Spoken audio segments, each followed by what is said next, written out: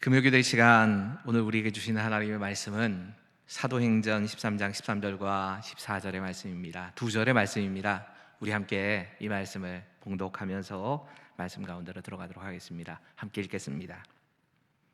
바울과 및 동행하는 사람들이 바보에서 배를 타고 밤빌리아에 있는 버가에 이르니 요한은 그들에게서 떠나 예루살렘으로 돌아가고 그들은 버가에서 더 나아가 비시디아 안디옥에 이르러 안식일에 회당에 들어가 앉으니라. 아멘. 기도하시지요. 하나님, 이 시간 우리가 다시 한번 하나님의 말씀 앞에 섭니다.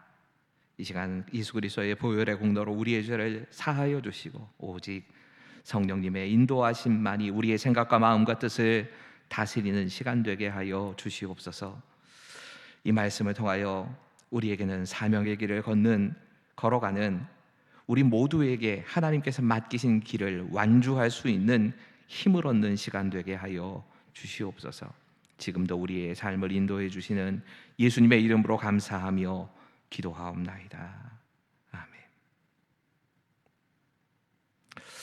우리가 종종 우리의 잘못과 죄까지도 다 합력하여 선을 이루시는 하나님에 대해서 고백을 할 때가 있습니다.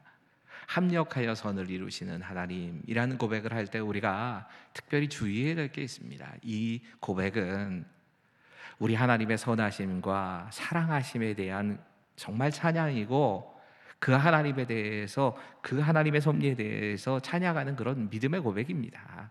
동시에 이 고백이 자칫 잘못해서 인간의 무책임함이나 죄나 잘못을 합리화하는 데 사용되면 안 됩니다.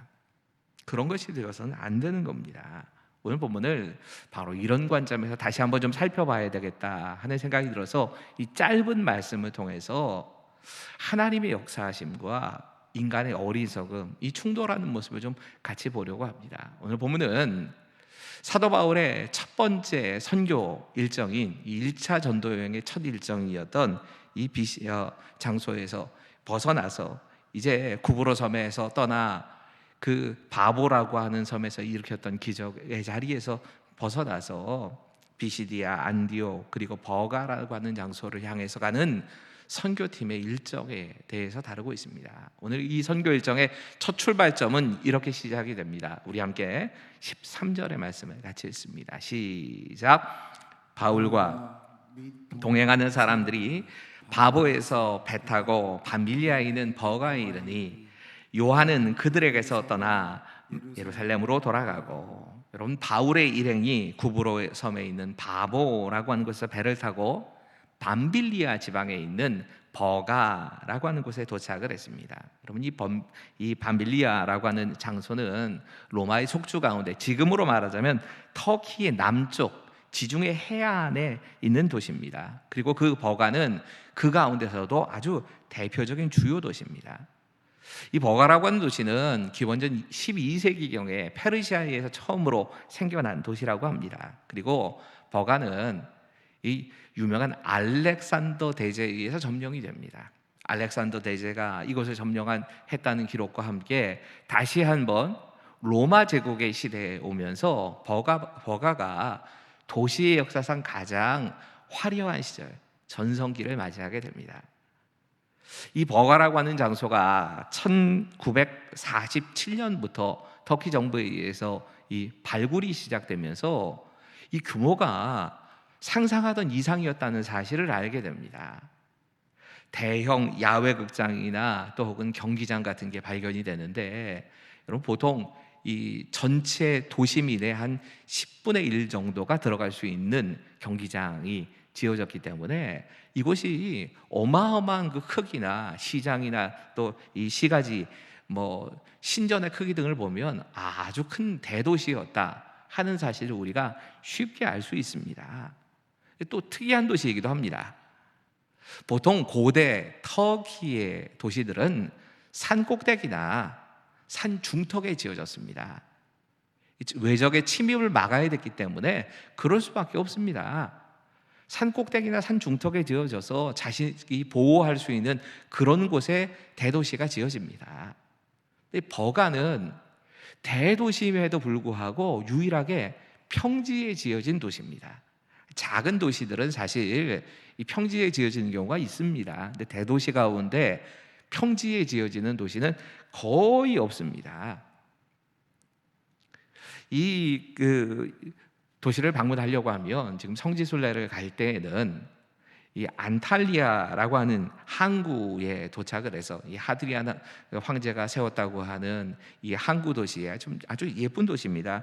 이곳에서부터 약 한 10km 정도를 차를 타고 가야 합니다.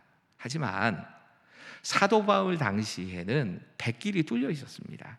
지금은 이제 간척 사업을 하고 해서 백길이 없었지만 사도 바울 당시 2000년 전에는 강으로 연결이 돼서 아마 지중해에서부터 이 강을 타고 버가 시내로 사도 바울의 일행이 도착을 했을 겁니다. 이 버가 시내에 도착을 하고 나서 사도 바울과 이 함께했던 일행 사이에 아주 특이한 변화가 생깁니다. 우리가 흔히 마가 요한이라고 부르는, 마가라고도 불리는 요한이라고 하는 사람이 갑자기 이 버가에서 선교 일행에서 갑자기 되돌아가 버린 겁니다. 그것도 안디옥 교회로 돌아간 것도 아니고 자신의 고향인 예루살렘으로 돌아가 버립니다. 이거 진짜 무책임한 행동입니다. 말도 안 되는 짓을 하는 겁니다. 이 무책임한 행동 때문에 2차 전도여행을 가면서 사도 바울과 바나바가 갈라져서 선교여행 팀이 두 개로 나눠지는 그런 계기가 되기도 합니다.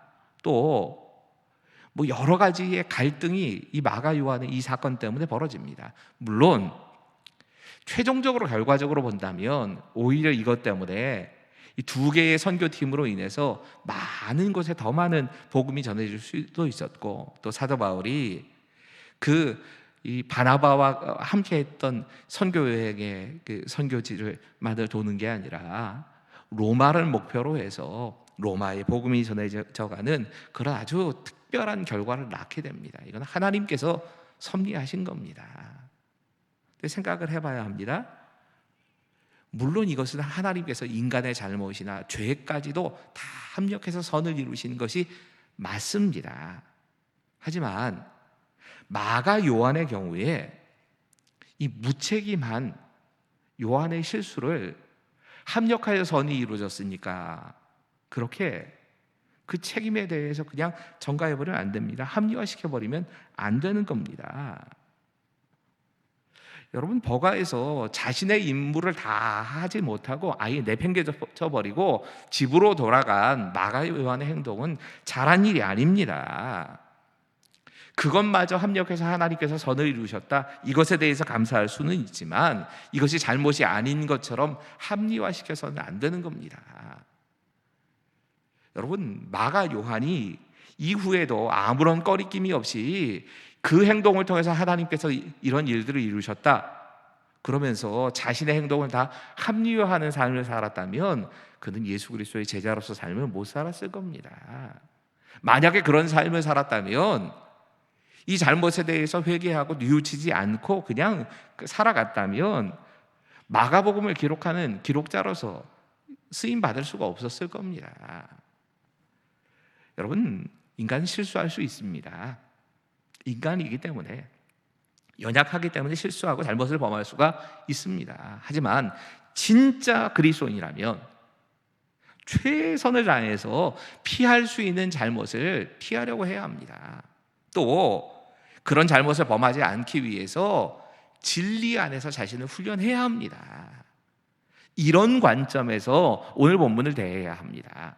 특별히 이 마가 요한의 이야기를 통해서 도대체 이 마가 요한이 왜 버가에서 이렇게 무책임하게 선교팀의 일원에서 도망을 쳐버렸는가, 이걸 꼭 한번 생각해 봐야 합니다. 여러분, 이 요한이 버가에서 자기 책임을 버리고 집으로 돌아가는 것에 대해서 많은 성경학자들이 그 이유를 나름대로 설명을 하려고 합니다. 그리고 그 연구는 많이 이루어졌습니다. 마가 요한은 먼저는 바나바의 생질, 조카였습니다. 근데 이 바나바의 조카인 이 마가 요한의 입장에서 이 본문을 보면서 이렇게 해석하는 분들이 있습니다. 처음 이 세계 선교의 일행이 꾸려지고 처음 이 일행을 대표하던 사람은 바나바였습니다. 자신의 아저씨가 이 선교 일행의 중심, 주인공이었다는 얘기입니다. 그런데 첫 번째 선교지인 이 구브로라고 하는 장소를 지나가면서 선교 여행의 중심이 바나바에서 바울로 옮겨집니다. 이런 변화가 일어납니다. 여러분, 유대인은 관습적으로 그 일의 대표가 되는 사람을 먼저 앞세웁니다. 그렇기 때문에 이름의 순서가 바나바에서 바나바와 바울이냐, 바울과 바나바냐, 이것 자체가 차이가 나는 겁니다. 심지어 지금 이 밤빌리아로 오면서, 버가라는 장소로 오면서 바울과 그 일행이라고 쓰입니다. 그러니까 지금 선교 여행의 우두머리, 리더가 되는 사람이 바나바에서 바울로 바뀐 건 맞습니다. 그런 이유에서 불만을 가지고 지금 이 마가 요한이 선교팀에 탈퇴했다, 이렇게 해석을 하는 겁니다. 굉장히 타당성 있는 해석입니다. 또 한편으로 이 지중해 연안에 있는 버가라고 하는 지역은 전염병이 자주 돌던 지역입니다. 고산지대에 있는 다른 지역과 다르게 이 지역은 특별히 말라리아라고 하는 풍토병이 자주 돌고는 했던 그런 지역으로 알려져 있습니다. 이 모습을 보면서, 이런 전염병이 도는 것을 보면서 마가 요한, 곱게 자란 부잣집 도련님 같았던 이 마가 요한이 무서웠고, 또 이 두려움과 함께 향수병 같은 것이 찾아와서 그래서 예루살렘으로 돌아가는 것이 아니냐, 이런저런 해석들이 많이 있습니다. 다 맞는 얘기일 겁니다. 저는 그건 무시해서 안 된다고 생각합니다. 하지만 또 한편으로는 이 본문에서 도대체 왜 마가 요한이 돌아갔을까 하는 것을 해석해 가는 것이 가장 적절합니다. 여러분, 이 선교팀의 다음 일정에 대해서 오늘 보면 14절은 다음과 같이 기록하고 있습니다. 우리 함께 읽지요. 시작. 그들은 버가에서 더 나아가 피시디아 안디옥에 이르러 안식일에 회당에 들어가 앉으니라. 바울 일행이 두 번째로 도착한 장소는 버가에서 비시디아 안디옥에 이르렀다고 말합니다. 비시디아 안디옥이라고 하는 장소는 이 버가로부터 약 한 230km가 떨어져 있는 장소입니다. 성경에 안디옥이란 그 지명이 두 곳이 나옵니다. 하나는 수리아의 안디옥 교회가 있었던 곳이고, 이 사도 바울의 전도팀을 파송한 지역, 이곳의 이름도 안디옥입니다. 이 수리아의 안디옥과 이곳이 다른 곳이라고 하는 것을 알리기 위해서 비시디아의 안디옥, 비시디아 지역에 있는 안디옥이라고 하는 장소를 이야기를 한 겁니다. 이 비시디아의 안디옥과 버가까지의 거리가 무려 230km가 된다는 겁니다. 그리고 이 거리뿐만 아니라 비시디아 안디옥까지 가는 길을 고대 이 마가 요한이 섰다라고 가정을 하고 보면, 왜 마가 요한이 돌아가겠구나 하는 것을 우리가 쉽게 알 수 있습니다. 이 버가에서부터 비시디아 안디옥까지는 산맥이 두 개가 있습니다. 먼저는 이 타우로스 산맥이라고 하는 산맥을 건너가야지만, 그래야지만 이 버가에서 비시디아 안디옥까지 가는 겁니다. 이 산맥을 가로지른다고 하는 게 쉬운 일이 아니겠지요. 게다가 이 타우로스 산맥은 예로부터 강도들의 소굴로 아주 유명합니다. 물론 로마 제국 시대에 굉장히 치안을 잘 신경을 썼습니다. 고대 사회에선 비교적 로마 제국은 이 치안이 안전했던 나라가 맞습니다. 하지만 타우로스 산맥은 해발 고도가 2000m, 3000m가 되는 곳입니다. 이런 장소에 로마군이 직접 가서 산적을 토벌하는 일이 쉽지 않습니다. 여전히 이 지역은 치안이 안정되지 않았습니다. 만약에라도 선교 여행을 간다 할지라도 한두 사람이 이 산맥을 가로질러서 230km를 간다고 하는 건 죽으려고 각오를 하지 않으면 불가능합니다. 여러 사람과 함께 가야지만 겨우 이 비시디아 안디옥까지 갈 수 있었을 겁니다. 거리도 문제지요. 이 산길을 230km나 떨어진 곳에 가야지만, 그래야지만 비시디아 안디옥까지 가는 겁니다. 이 험산 졸력을, 강도대를 피하고 그 길 자체가 너무너무 기가 막히는 겁니다. 오늘날 차로 가도 이 버가에서부터 비시디아 안디옥까지 꼬박 3시간 30분 걸립니다. 보통 이 성지순례를 가면 일정이 좀 너무 피곤하기도 하지만 대부분 이 버가에서 비시디아 안디옥까지 가는 기간 동안 대부분 다 잡니다. 잘 수밖에 없습니다. 이 잘 조는 이유가, 또 하나 이유가 여기가 너무 험하고 또 꼬불꼬불한 산길도 좀 있고 그러다 보니까 멀미를 하는 거랍니다. 분명히 차를 타고 가는데도 마치 무슨 비행기 탄 것처럼 머리가 약간 어지럽고 귀가 막히고 귀를 뚫어야지만 지나갈 정도로 높은 산지입니다. 성지순례를 다녀오면서 몇 번 이렇게 좀 울컥울컥했던, 좀 눈물을 흘렸던 기억이 나는데, 이곳 지나갈 때 그랬습니다. 이곳을 지나가면서 안내하시던 가이드가 선교사님이셨기 때문에 선교사님에게 여기가 지금 우리가 바울이 전도여행을 하던 그 길을 우리가 건너가는 겁니까? 이 길을 통해서 갔을 거라 이야기를 하시면서, 정확하게는 지금은 길이 뚫려 있지만 저 산맥 능선을 따라서 지나가면서 옆으로 산길이 보이거든요. 그 좁은 길들을 따라서 아마 사도 바울이 걸어갔을 것이다 이야기를 하는데, 바울을 생각하면서 그 험한 길을 보는데 그냥 눈물이 나던데요. 부잣집 노련님인 마가 요한이 이 험한 길, 산길, 거기다가 이 어디에 산적이 출몰할지 모르는 이 지역 앞에 딱 섰을 때 기가 막혔을 겁니다. 그래서 그냥 도중하차하고 도망쳐 버린 걸 겁니다. 여러분, 이 본문에 우리가 찾아봐야 될 첫 번째 메시지가 바로 여기에 있습니다. 우리 함께 읽지요. 시작. 어려움을 이기지 못하고 포기하면 사명의 길을 완주할 수 없습니다. 여러분, 성경학자들 가운데 이 사도 바울의 1차 전도 여행 가운데, 특별히 지금 이곳 버가에서부터 비시디아 안디옥까지 가는 과정이 좀 이상하다고 생각하는 분들이 많이 있습니다. 이 짧은 구절을 굳이 설교를 해야 되는 이유가 사실 여기 있습니다. 구브로 섬에서 배를 타고 애써 버가까지 갑니다. 근데 버가까지 가서 그렇게 번성한 도시, 밤빌리아 전체의 제일 중요한 도시라는 이 버가에서 사도 바울의 일행이 복음을 전했다는 기록이 없는 겁니다. 관광객이 아닙니다. 성지순례객이 아닙니다. 그냥 지켜보고 지나갈 수 있는 사람들이 아닙니다. 그들은 복음 전도자들이었습니다. 복음을 전도하기 위해 찾아간 이 버가에서 사도 바울 일행이 복음을 전했다는 이야기가 아예 없습니다. 물론 1차 전도여행을 마치고 돌아오던 길에 또다시 버가로 옵니다. 그때 복음을 전합니다. 그땐 다시 복음을 전했다는 기록이 나타납니다. 근데 가는 길에라도 당연히 이 대도시인 버가에서 복음을 전하는 게 정상인데 복음 안 전한 겁니다. 또 목적지가 이상합니다. 왜 하필 비시디아 안디옥까지 갔냐는 겁니다.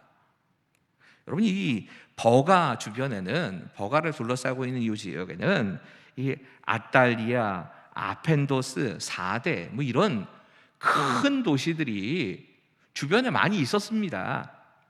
물론 이 버가보다 큰 도시는 아니지만 나름대로 규모가 있는 그런 도시들이 있었다는 얘기입니다. 그런데 여기서도 복음을 전했다는 이야기가 없습니다. 그리고 바로 무슨 사정이 있는지 비시디아 안디옥까지 230km가 떨어져 있는 비시디아 안디옥을 산길을 통과해서 간 겁니다. 타우로스 산맥을 다 가로지르고, 그리고 그 산길, 술탄 산맥의 남쪽에 있는 그 300이 그 2개나 뚫으면서 거기까지 간 겁니다. 왜 그랬을까?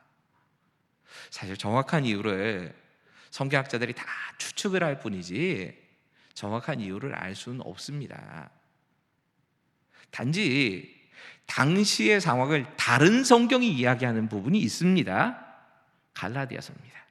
갈라디아서 4장 13절이 당시의 상황을 이렇게 얘기를 합니다. 우리 함께 읽어볼까요? 시작. 내가 처음에 육체의 약함으로 말미암아 너희에게 복음을 전한 것을 너희가 아는 바라. 여러분, 이 처음이라고 하는 단어는 바울이 갈라디아 지방에 처음 도착했을 때를 말하는 겁니다. 바울이 처음으로 갈라디아 지방에 도착한 장소가 비시디아 안디옥입니다. 이 지역을 갈라디아 지역이라고 부르는 겁니다. 근데 이때 사도 바울이 육체의 약함으로 라고 표현을 합니다. 육체의 약함으로 말미암아 육체의 약함 때문에 비시디아 안디옥에 오게 됐다는 겁니다. 그리고 그 육체의 연약함을 가지고 복음을 증거했다는 얘기입니다. 여기 육체의 연약함이라고 번역되어 있는 아스데네이아라고 하는 단어는 병을 앓는다는 뜻입니다. 그러니까 적어도 갈라디아 지역 비시디아 안디옥에 처음 왔을 때 사도 바울이 병을 앓고 있었다는 얘기입니다. 여러분, 이 병을 앓고 있다는 말을 보통 사도 바울이 가지고 있는 지병인 안질이나 혹은 간질 같은 것이 아니었을까 이렇게 추측하는 학자들이 있습니다. 하지만 그 뒤에 말씀이 병으로 말미암아 병 때문에 여기에 왔다는 그 얘기를 하는 것으로 봐서 평소에 앓고 있던 지병이라고 보기엔 좀 맞질 않습니다. 그래서 대부분의 성경학자들이 지금 사도 바울이 앓고 있던 질병은 당시 풍토병이던 말라리아 같은 병이 아니었을까 추측을 하는 겁니다. 그 병 때문에 버가나 그 주변의 지역에 복음을 전하지 못하고 비시디아 안디옥까지 왔다는 겁니다. 여러분, 요즘 전 세계 의료 수준이 얼마나 올라 있습니까? 대단히 의료 수준이 높아진 지금도 전염병 하나 때문에 세계가 이렇게 대난리가 났지 않습니까? 오늘까지 보니까 250만 명의 확진자가 나왔던데 전 세계적으로 이 바이러스 하나를 못 이겨서 250만 명의 확진자, 거기에 사망자만 지금 18만 명 넘어가고 있습니다. 곧 몇십만 명, 100만 명 진짜 가까이 사망자가 생길지도 모를 정도로 바이러스 하나에도 이 난리가 난 겁니다.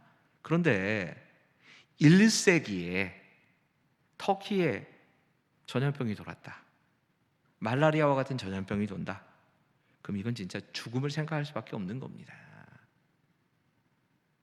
여러분, 요즘처럼 무슨 백신이 개발이 되고 뭐 이런 게 아니기 때문에 당시의 치료법 가운데 하나는 환자를 그가 병이 든 이 환경과 정반대의 지역으로 옮기는 거였습니다. 요즘이야 이렇게 옮기는 게 얼마나 위험한지 알지요. 하지만 당시에는 그게 치료법이었답니다. 말라리아와 같은 이 병에 걸리면 평지에 습도도 많고 그리고 무더운 이 지역, 버가라는 지역에서 고산지대에 정말 그 기후도 선선하고 건조한 이런 지역으로 환자를 옮겨야 되는 겁니다. 사도 바울 일행이 어쩔 수 없이 선택할 수 있었던 방법이 이거였던 겁니다. 그리고 이 고산지대인 비시디아 안디옥에 가서 사도 바울이 건강을 회복한 겁니다. 여러분, 인간적으로 바울의 입장에서 좀 생각해 보셔야 합니다. 바울이 얼마나 열정이 대단한 사람이었는가를 생각해 보십시오. 얼마나 계획적인 사람이었는가를 생각해 보셔야 합니다. 이제 구브로 섬을 떠나서 버가를 올 때 이 대도시인 버가에서 어떻게 복음을 전해야 되겠다, 이런 생각으로 밤잠을 설쳤을 겁니다. 계획을 짜고 그 계획을 짠 대로 버가뿐만 아니라 그 주변에 있는 도시에 내가 곳곳에 다니면서 이렇게 복음을 전해야지, 거기 어디 회당이 있지, 뭐 이런 생각 다 계획을 짜고 왔을 사람이 사도 바울입니다. 그런 열정을 가지고 도착을 했는데 그 열정적인 전도자가 병이 찾아온 겁니다. 복음을 전해보지도 못하고 버가 지역에서는 아무런 할 일도 하지 못하고 타우로스 산맥을 넘어가지고 230km나 떠나 있는 이 비시디아 안디옥까지 그냥 그 아픈 몸을 끌고 가야 되는 겁니다. 너무 답답했을 겁니다. 이거 가고 싶어서 가는 거 아닙니다. 어쩔 수 없이 간 겁니다. 근데 여러분, 만약에라도 지금 사도 바울이 이렇게 비시디아 안디옥에 가지 않았다면 아마도 사도 바울은 터키의 남쪽에 있는 아주 중요한 대도시들을 돌고 갈라디아 지방까지는 가지 않았을 겁니다. 갈라디아 지방으로 만약에라도 사도 바울이 복음을 전하러 가지 않았다면 또 한 가지 결과가 생깁니다. 갈라디아서가 기록이 되지 않았을 겁니다. 로마서와 더불어서 복음의 핵심 중의 핵심을 담고 있다라고 하는 이 갈라디아서, 갈라디아인에게 보내는 편지가 기록이 안 됐을 겁니다. 이건 하나님의 역사였습니다. 바울은 전혀 계획해 보지 못한 거였습니다. 이해가 안 되는 어려움이었을 겁니다. 하지만 그는 끝까지 사명의 길을 걸어갑니다. 그리고 그 길의 끝에 하나님의 뜻이 사도 바울을 통해서 이루어진 겁니다. 이건 우리도 마찬가지입니다. 이해가 안 되는 어려움이 우리에게 찾아옵니다. 왜 이렇게 계획대로 되지 않는지 이유를 알 수 없습니다. 하지만 우리는 그저 우리에게 맡기신 사명의 길을 그냥 걸어가는 것밖에 없습니다. 오늘 설교로, 정확하게는 지난주와 이번 주의 설교는 정말 100주년 기념교회 이재철 목사님의 사도행전 강해에 정말 많이 도움을 얻고 있습니다. 그 사도행전 강해의 이름이 사도행전 속으로라는 제목으로 쓰여져 있는데 몇 권으로 나눠져서 다 추천은 못하겠어요.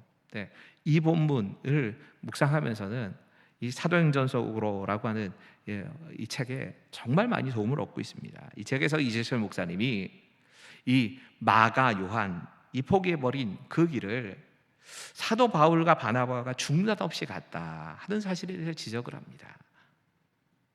여러분, 마가 요한은 당시에 20대였습니다. 사도 바울과 바나바는 적어도 중년의 몸입니다. 당시에 평균 수명이 그렇게 높지 않았기 때문에 사도 바울이나 바나바가 요즘으로 말하면 그 중년이 아닐 겁니다. 건강이나 체력에 있어서는 바나바와 바울이 마가 요한과 상대도 안 됩니다. 마가 요한만 힘든 게 아닙니다. 병이 든 상태에서 특별히 바울을 데리고 산맥을 넘어서 걸어가는 이 길이 어떻게 바나바에게 쉬운 길이었고 바울에게는 쉽게 선택할 수 있는 길이었겠습니까? 하지만 포기하지 않습니다. 그리고 끝까지 사명의 길을 걸어갑니다. 이 목사님이, 이재철 목사님이 이 부분에 대해서 한 가지 단어에 좀 주목을 해서 왜 그랬을까를 설명을 합니다. 이 목사님이 주목한 단어는 사도행전 13장 5절에 등장하는 수종자란 단어입니다. 분명히 바나바나 바울이 선교여행 팀을 꾸려서 갈 때 마가 요한은 수종자로 붙여주는 그런 수종자의 역할을 하면서 가게 됩니다. 이 수종자라고 하는 원어는 휘페레테스라는 단어입니다. 이 단어의 의미는 배 밑에서 노를 젓는 종, 노예를 가리키는 단어였다고 합니다. 여러분, 로마의 군단에는 배가 움직여 갈 때에 사람이 배 밑에 노를 젓는 노예들이 따로 있었다고 합니다. 이 노예들은요, 오른쪽으로 갈지 왼쪽으로 갈지 이거 전혀 몰라도 됩니다. 그 결정권은 오직 함장이 가지고 있습니다. 이 노예들이 해야 될 역할은 뭐냐? 고수라고 그러죠. 북을 치는 사람. 이 북을 치는 사람이 땅 북을 치면 거기에 맞춰서 그 고수의 북소리에 맞춰서 노를, 호흡을 맞춰서 노를 젓는 역할만 하는 겁니다. 이 역할을 하는 사람이 오늘 본문에 수종자로 번역되어 있는 휘페레테스라는 단어였다는 겁니다. 여러분, 지금 사도 바울이라고 하는 함장이 예루살렘으로 가자 하면 휘페레테스라면, 이 배에서 노를 젓는 사람이라면 방향은 상관이 없습니다. 나는 그 방향을 향해서 노를 저어야 하는 겁니다. 근데 이 사실을 마가 요한이 완전히 잊어버렸다는 겁니다. 눈앞에 이 타우로스 산맥이라고 하는 큰 산맥이 보이고 저기 넘어서 230km를 더 가서 비시디 안디옥까지 가야 된다, 이 생각을 하니까 휘페레테스라고 하는 자신의 본분을, 그 밑에서 내가 노를 저어야 하는 사람이라는 사실을 잊어버린 겁니다. 그리고 되돌아가 버렸다는 겁니다. 여러분, 사실 생각해 보면 이 단어 휘페레테스라고 하는 말이 마가 요한에게만 쓰일 말은 아닙니다. 이건 바울도 바나바도 마찬가지였습니다.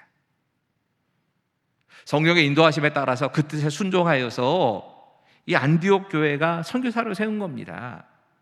안디옥 교회 자체가 성령님께는 휘페레테스, 방향을 정하시는 건 성령님이시고 그 성령님의 지시에 따라서 노를 젓는 역할을 하는 게 안디옥 교회였습니다. 그 성령의 지시하심에 따라서 바울도 바나바도 그 밑에서 노를 젓는 사람이었다는 겁니다. 여러분, 청년인 마가 요한이 포기하고 돌아갈 만큼 타우로스 산맥은 만만치 않습니다. 근데 그 산맥 앞에서 장년인 40대, 50대였을 이 바나바와 바울이 그 산맥을 넘겠다고 하는 게 쉬운 일이었겠습니까? 하지만 포기하지 않습니다. 왜? 내 사명은 노를 젓는 일이지 방향을 정하는 건 내가 아니다. 나는 휘페레테스다. 이 사실을 알았기 때문입니다. 여러분, 사도 바울이 이 단어를 또 한 번 사용합니다. 고린도전서 4장 1절과 2절에서 사도 바울은 자신을 이렇게 소개합니다. 같이 읽지요. 시작. 사람이 마땅히 우리를 그리스도의 일꾼이요 하나님의 비밀을 맡은 자로 여길지어다. 그리고 맡은 자들에게 구할 것은 충성이니라. 여러분, 여기 일꾼이라고 사용되어 있는 단어도 휘페레테스입니다. 그는 자신이 주님의 휘페레테스다. 성령님께서 나를 지시하시면 나는 그 밑에서 노를 저어가는 사람이다. 함장이신 우리 주님께서 노 저으라 하시면 나는 따라가는 사람이다. 이렇게 믿음으로 고백을 한 겁니다. 그리고 그렇게 맡은 자였기 때문에, 내 역할이 그것이라고 하는 사실을 알고 있었기 때문에 내가 할 일은 충성밖에 할 것이 없다. 맡기신 일을 그냥 끝까지 담당하는 이것만 내가 할 일이다. 앞길이 얼마나 막막한지는 나한테 중요한 문제가 아니다. 내가 죽고 사는 게 중요한 게 아니다. 내가 해야 될 일은 가라 하시는 방향, 그 방향을 향해서 그냥 노 젓는 것밖에는 없다. 여러분, 이것이 이 본문이 이야기하고 있는 두 번째 메시지입니다. 내가 누구인지를 알아야 합니다. 그리고 내 사명이 무엇인지를 알 때에만 우리는 하나님께서 맡기신 사명의 길을 완주할 수 있는 겁니다. 사도 바울이나 바나바의 이야기만이 아닙니다. 우리 모두가 예수님을 나의 삶의 주인으로 모신 사람들입니다. 그렇다면 우리 모두가 주님의 수종자들이고, 예수님께서 지으신 가라 하시는 방향이 정해지면 그 가라 하시는 방향을 향해서 노를 저어야 되는 사람들인 겁니다. 우리가 이 사명의 길을 완주하기 위해서 반드시 필요한 건 이겁니다. 나는 우리 주님의 수종된 사람이다. 난 주님의 일꾼이다. 하나님께서 내게 맡기시면, 방향이 정해지면 난 그 방향을 향해서 노를 젓는 사람일 뿐이다. 그때 우리는 하나님이 맡기신 그 사명을 완주하는 일꾼이 될 겁니다. 오늘은 우리가 좀 기도하는 시간 갖고 싶은데요, 먼저 이렇게 기도했으면 합니다. 코로나19라고 하는 전염병이 완전히 퇴치되거나 또 혹은 백신이 좀 개발되어서 하루빨리 우리도 우리가 예배하고 기도회가 정상적으로 이렇게 할 수 있는 모임을 가질 수 있기를 위해서 좀 기도합시다. 우리 이 모임이 지속될 수 있기를 위해서 좀 기도하시고요. 더 나아가서 우리 좀 이거 위해 기도하지요. 교육관 건축이 계속 진행되고 있고 또 교회 역사 편찬이라고 하는 큰 두 가지 과제를 우리가 담당해야 합니다. 여러분 이것을 위해서 기도해 주십시오. 더 나아가서 이 두 가지 사역이 역사를 편찬하고 교육관을 건축하는 이 사역이 우리가 하나님의 교회로 하나님이 기뻐하시는 교회로 세워질 수 있는 그런 역사로 이어지기를 위해서 하나님이 주인이 되심을 인정하는 교회가 되기를 위해서 세상에 복이 되는 교회, 다음 세대를 세우는 교회로 우리가 세워질 수 있기를 위해서 우리 교회를 위해서 잠깐이지만 함께 기도하겠습니다. 같이 기도하시지요. 아버지.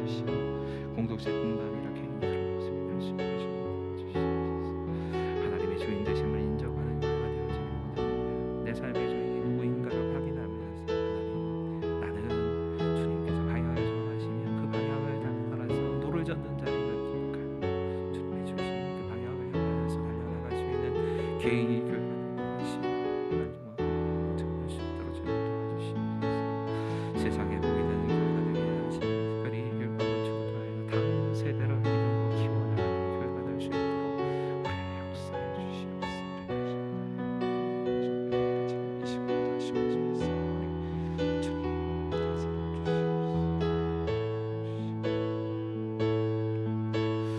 우리 이렇게 좀 다시 기도하시면서 교회 건축을 위해서 좀 다시 기도하지요.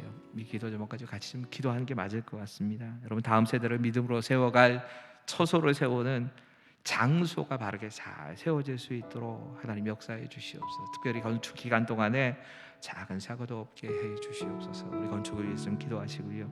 건축의 재정을 위해서 좀 기도합시다.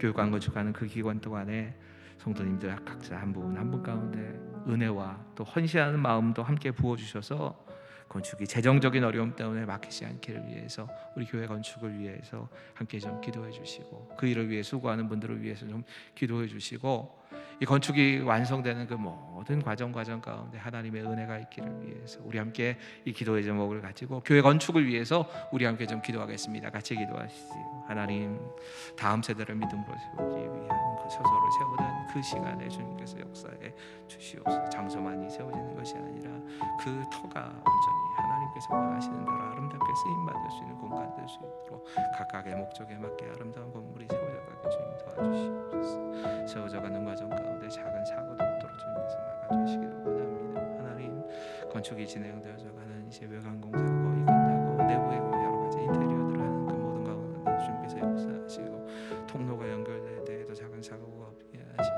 하나님 정말 다치고 사는 그런 일 없이 그 모든 건축의 과정이 잘 아름답게 이루어져갈 수 있도록 주님 도와주시옵소서. 건축의 재정을 위해 기도하오니 주님 교육관 건축하는 그 모든 기간 동안에 하나님께서 채우심이 있기를 원합니다. 하나님 특별히 우리가 지금 가장 어려운 그런 재정적인 어려움들을 겪고 있습니다. 하지만 우리가 가운데 헌신하는 마음 식지 않게 하시고 재정적인 어려움 때문에 건축이 막히는 일이 없게 해주시고 하나님 가운데 주님께서 세밀하게 역사하셔서 하나님이 이렇게 우리를 인도하셨습니다라고 고백할 수 있도록 주님 도와주시옵소서.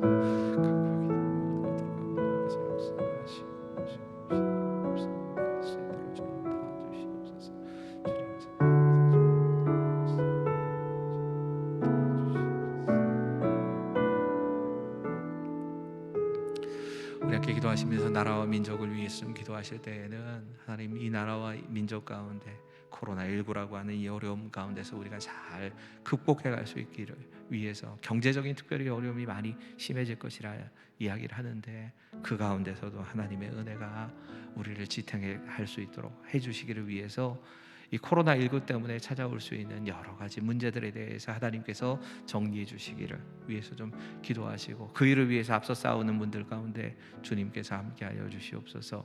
함께 기도해 주시고요. 말씀을 붙잡고 기도합시다.